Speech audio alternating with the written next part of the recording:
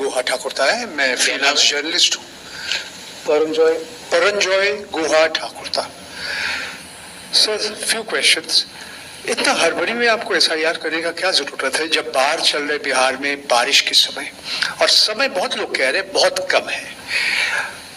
आपको supreme court ने आदेश किया 14 तारीख के दिन, आपको मशीन रीडेबल जो 65 लाख लोग का नाम नहीं है तो आपको देना पड़ेगा, इससे पहले आपने क्यों नहीं दिया? आखिरी सवाल है कि महाराष्ट्र में जो 40 लाख नया वोटर आए हैं और लोग कह रहे हैं कि पहला बार महाराष्ट्र के इतिहास में, भारतवर्ष के इतिहास में वोटर ज्यादा और 18 साल उम्र के लोग कम, और 5 बजे के बाद बहुत लोग वोट दिया।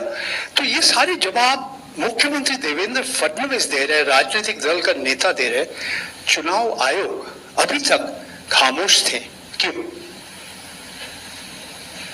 एसआईआर में हड़बड़ी क्यों? यह भी एक भ्रम फैलाया जाता है।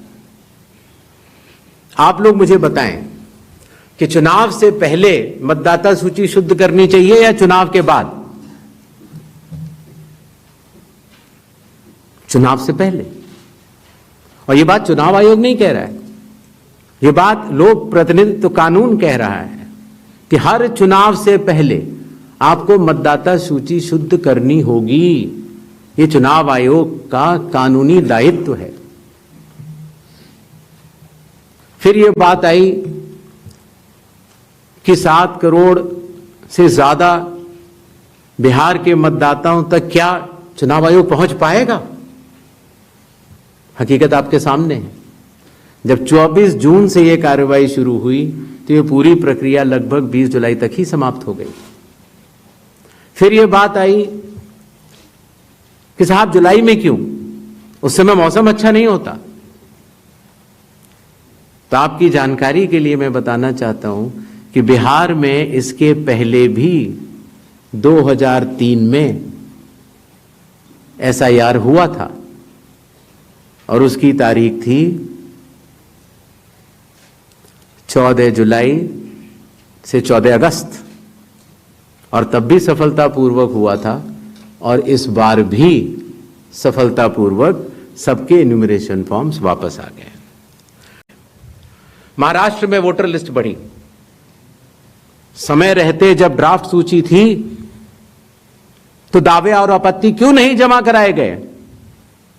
जब रिजल्ट निकल आया तब याद आया कि यह गलत था, और एक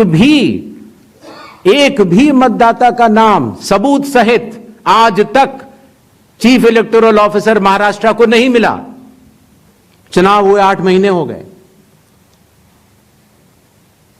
महाराष्ट्र में क्यों नहीं उच्चतम न्यायालय में चुनावी याचिका दायर की गई? फिर एक बात यह कही गई कि आखिरी घंटे में इतना मतदान कैसे? चुनाव आयोग ने जवाब दिया था और आप सबने लिखा भी था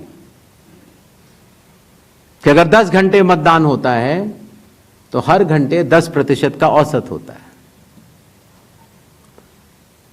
आखिरी घंटे में 10% से कम मतदान हुआ। तो यह बात कैसे कही जा रही है? ऐसा नहीं होता कि किसी भी बात को अगर आप 10 बार बोलते रहें, 20 बार बोलते रहें तो सच हो जाए। सच सच होता है और सूरज पूरब में ही उगता है।